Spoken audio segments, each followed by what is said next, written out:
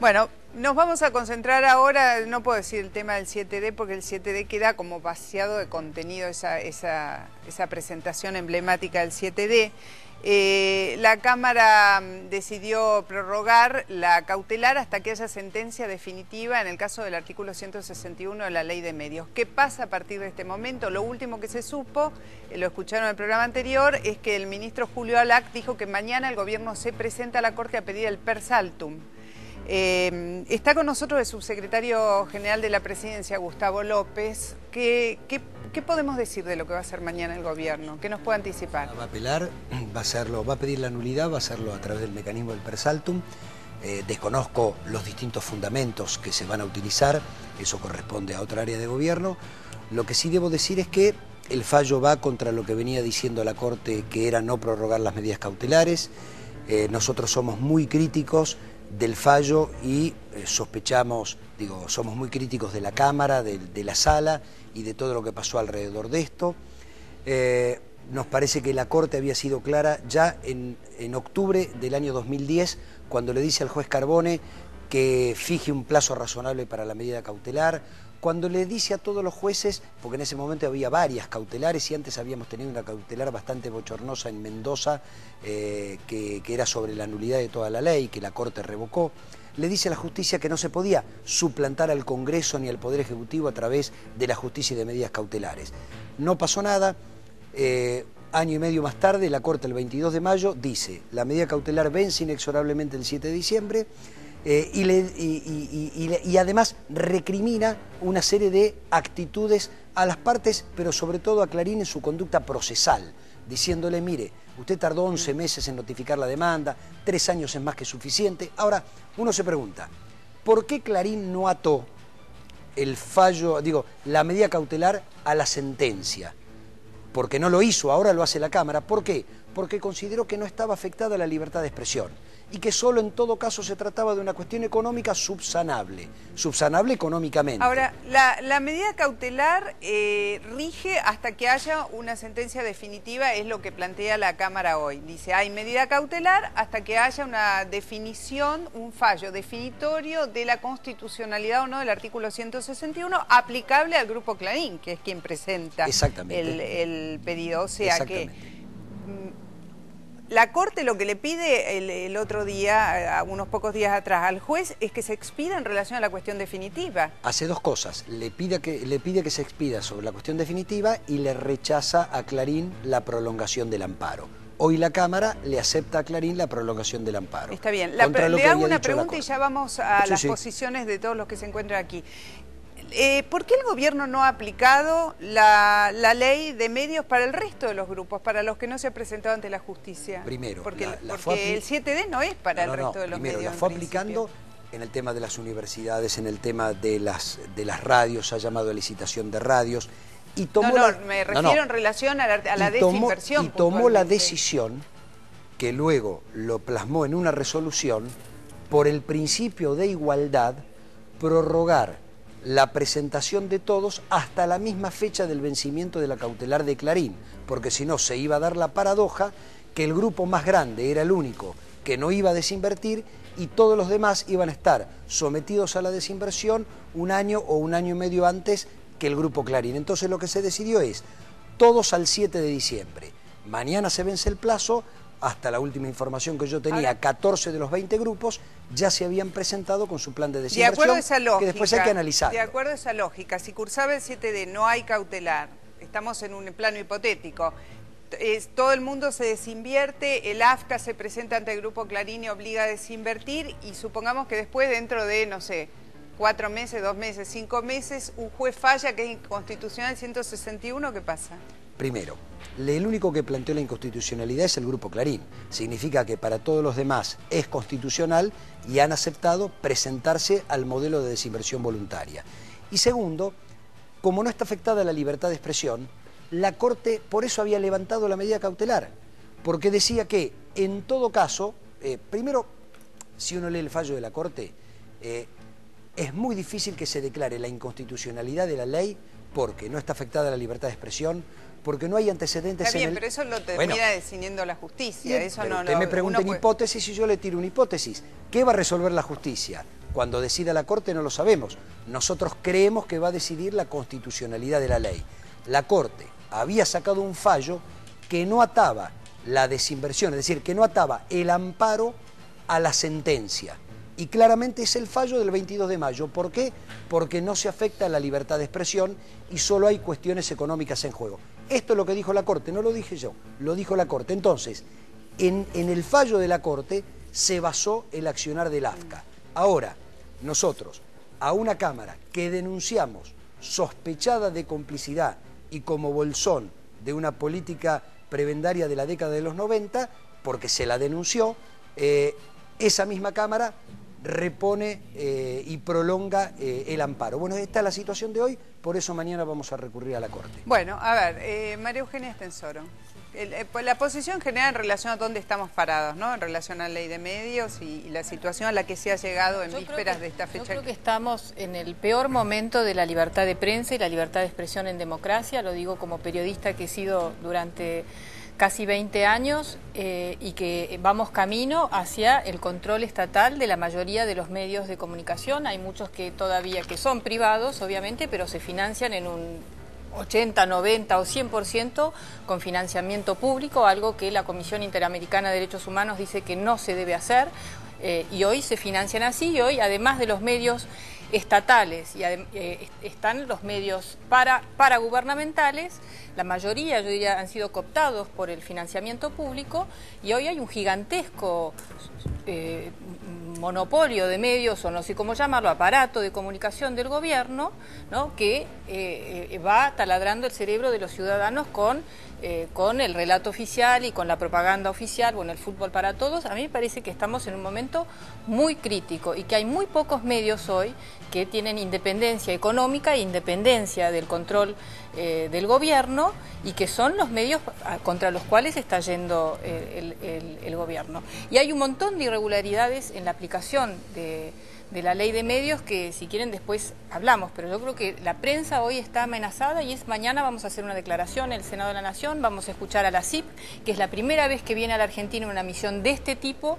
La última vez que vino fue en 1978, hizo un informe muy crítico del gobierno y también de los medios, de la mayoría de los medios en Argentina, así que creo que si han venido como observadores para ver cuál es la situación de la prensa en la Argentina y de la libertad de expresión, es porque hay una situación muy crítica. A ver, Moró. A ver, yo trato siempre de tener una mirada optimista sobre los hechos, ¿no? Venía para acá y venía pensando en todas las ventajas de la democracia. En primer lugar, obviamente el Estado de Derecho, es decir, me parece que está funcionando como debe funcionar, otorga garantías a quienes sienten sus derechos lesionados, ya sea en este caso en particular un sector privado o el Estado. El Estado tiene obviamente en sus manos la posibilidad de apelar esta decisión. Así que esto me parece que es natural y consustancial con el proceso democrático. Por supuesto, se da de narices con los que dicen que vivimos una dictadura o en el autoritarismo, ¿no? Pues yo no conozco ninguna dictadura donde los jueces le fallen en contra. Y a mí me parece que esto es muy útil porque desarma el discurso de los que con ese argumento están dañando la Argentina, frenan inversiones, porque es muy feo que en el exterior se escuche a sectores políticos diciendo que se vive una dictadura, autoritarismo. Todo eso perjudica al hombre del común, sobre todo cuando no es cierto y funciona el Estado de Derecho. Es más, seguramente mañana cuando llegue la CIP se va a encontrar con una dificultad, porque lo único que no va a poder decir es que en la Argentina no funciona la justicia. Creo además que es también muy importante que la democracia sea una vidriera. Nos está mostrando cómo funcionan las relaciones de poder, digamos, entre grupos monopólicos y la democracia. Esto no viene de ahora. Nosotros también tuvimos, para consolidar la democracia, que enfrentar corporaciones, la corporación militar, la corporación eclesiástica, y bueno, en este caso se trataba de enfrentar una estructura oligopólica. Son todos sectores que han pretendido tutelar a la democracia. Y bueno, hemos evolucionado.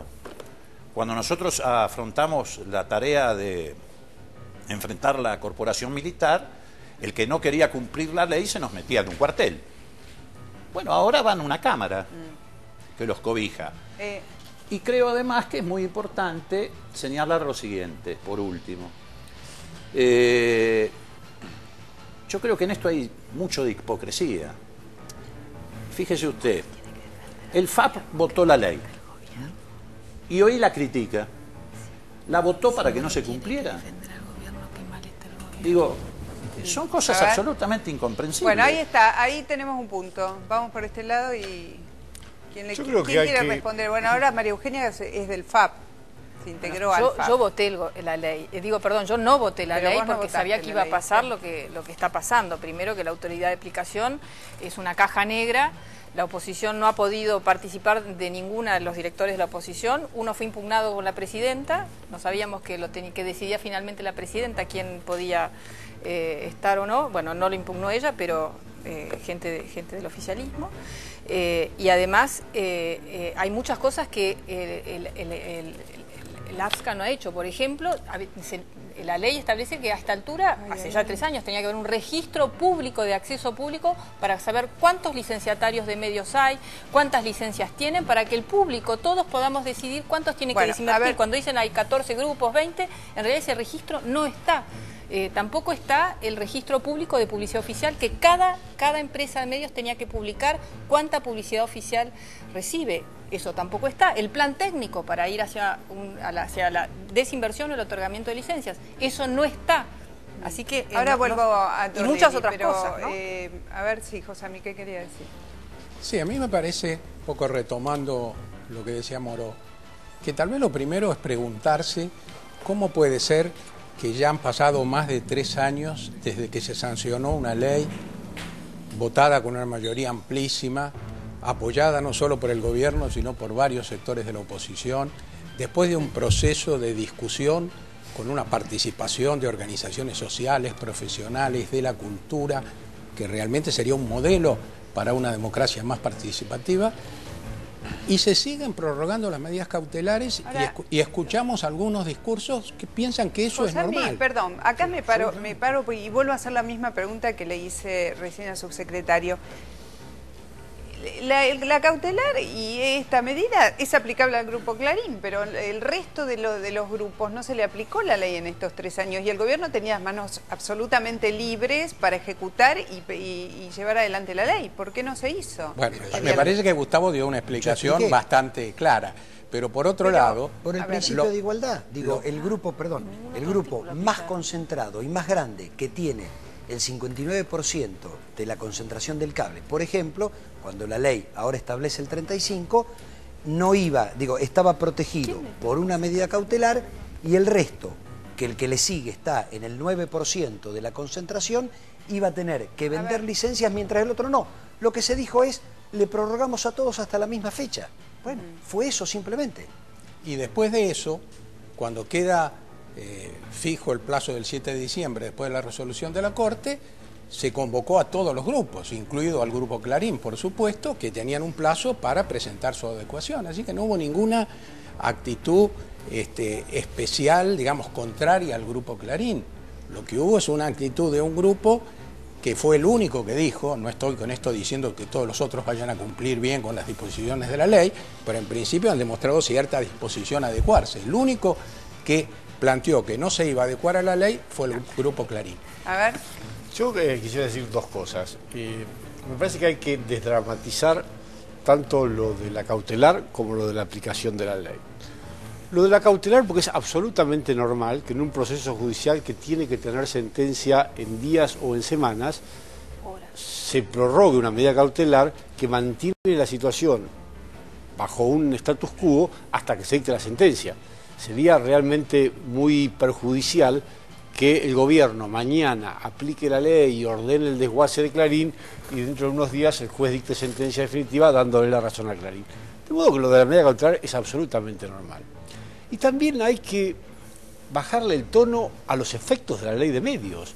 El propio Sabatella ha reconocido y ha explicado públicamente que los medios, los grupos que se están acogiendo a la ley, lo que están haciendo es dividiendo licencias de padres con hijos, de hijos con madres, de hermanos con primos. Es decir, eso no es ninguna desmonopolización, no es ninguna liberalización, no tiene absolutamente nada que ver con los objetivos de la ley. Sabatella dijo que lo propio podía ser también el Grupo Clarín. Pero ¿qué sentido tiene Sí, pero que por se otro dividan lado, las también licencias dijo entre hermanos, que el entre AFCA va a primos o entre estudiar hijos? adelanta y la herencia. resolver respecto a cada una de esas ¿Dónde presentaciones. está la No ha dicho que desmonopolización esté o de el acuerdo. cambio Pero o la dijo que era un apertura? mecanismo aceptable dentro de la En ley porque es principio. una ley antimonopólica. Básicamente tiene que ver Claro, con un pero planteo de Mónica, pero no competencia cambia económica, nada o yo entendí mal. sustancialmente. ¿Cuál es el cambio sustancial que se produce si una licencia que tenía un señor A, ahora la tienen el señor A y sus hijos B y C y su mujer D? No hay ningún cambio, el monopolio se mantiene. En la medida en que no actúen como grupo económico, que tengan. Bueno, pero es ese un es el control, simulacro, esa es la clave del Gustavo, control. es un simulacro. Esa es la clave del No. control. En la medida que tengan unidades productivas diferentes, empleados diferentes, cámaras diferentes, insumos diferentes, periodistas diferentes, y que no haya la posibilidad de subvenciones cruzadas entre unos y otros. Bueno, esa es la clave. Ahí esa para es la los clave periodistas hay un problema, porque los periodistas en muchos medios trabajan en dos medios paralelos de una misma prohibido que empresa. trabajen Pero, en a ver. 5. Lo que no está prohibido que los periodistas trabajen en 5 medios. Lo que está prohibido es que haya 5 socios iguales en 5 medios distintos. Esto es lo que va a estar Bueno, prohibido. pero a ver, después de 3 años vamos a llegar a la conclusión de que estamos discutiendo la nada. Y sí. Sí. Bueno, si La verdad estamos es esa. discutiendo, pero si estamos discutiendo la nada, ¿qué le pasa a Clarín? ¿Por qué tanta oposición? Puede poner un grupo de medios a nombre de Aranda, otro grupo de medios a nombre de Rendo. No seamos ingenuos, no estamos discutiendo la nada, porque estamos discutiendo porciones de mercado, no solo estamos discutiendo titularidad de licencias. Dicho sea de paso, es bueno aclararle a la gente que no estamos discutiendo el derecho de propiedad. Perdón, pero no eran de radio voces y televisión. diferentes. A mí me parece que Perdóname, Rendo, pero Aranda discúlpame, o 5 Mañetos a ver, o 5 no estamos Vilas o discutiendo 5 el derecho de Manzano propiedad. es Las la misma voz licencias de varias radio y veces. televisión son de la Vamos. sociedad y se concesionan. Es como los carritos de la costanera. Por lo tanto, efectivamente, en algún momento dado puede ocurrir que se tome la decisión de cancelar esas licencias. Generará un problema patrimonial. Como plantea el socio de Clarín en Cablevisión, David Martínez, que dio en la clave. Le dijo, si no me afecten mis... por no cumplir la ley, no afectan el valor de mis acciones. Es una discusión de carácter patrimonial. Acá la libertad de prensa no está en discusión. A ver, sí. Quisiera decir algo. A mí me parece que lo que sucedió esta tarde es una buena noticia para la sociedad y también para las partes, ambas partes que estaban en este juicio. ¿Por qué? Supongamos que no hubiera habido medida cautelar. Hubiera sucedido que se hubiera empezado a aplicar, seguramente las partes hubieran generado incidentes, acciones. Esta discusión refleja lo que estaba pasando. ¿Cuáles son los criterios? ¿Cómo se divide? ¿Cuánto vale en cable una localidad? Si es una ciudad o no. Muchos criterios que se debatieron en los últimos días sobre cómo se desinvertía estaban muy verdes, no todavía estudiados a fondo por la autoridad de aplicación. Lo que dice esta medida cautelar es, no se interviene hasta que haya sentencia definitiva, o sea, la Corte. Está el juez Alfonso, que debería expedirse, si se toma todo el tiempo que tiene previsto, más o menos fines de enero. Después irá a la Cámara, o sea que diga lo que diga el juez Alfonso, ya no va a haber cautelar sobre lo que diga, etcétera. Va a ir a la Cámara, que se tomará 3-4 meses, sabe que es un tema urgente, y después llega a la Corte. Esto me parece muy importante. Todos, oficialismo, oposición, dicen en Argentina, una cosita nada más, que la Corte es altamente honorable. Qué suerte que en vez de entrar en un proceso de idas, chicanas, soy abogado, sé lo que son las chicanas para trabar, etcétera. Ahora ya nadie puede trabar ni el uno ni el otro y la sociedad va a ver cómo rápidamente la justicia, que es el independiente acá, avanza con uno u otro fallo. Pero lo importante es que al final del camino la decisión sobre esto la tiene en pocos meses la Corte Suprema, mientras se pueden analizar a fondo todos los procesos de desinversión y los criterios que estaban muy poco seguros. Escuchándolo a Enoch Aguiar, la presentación que se hace de Persaltum ante la Corte mañana es para que se exprese a propósito de la medida cautelar, no de la cuestión de fondo del artículo de desinversión.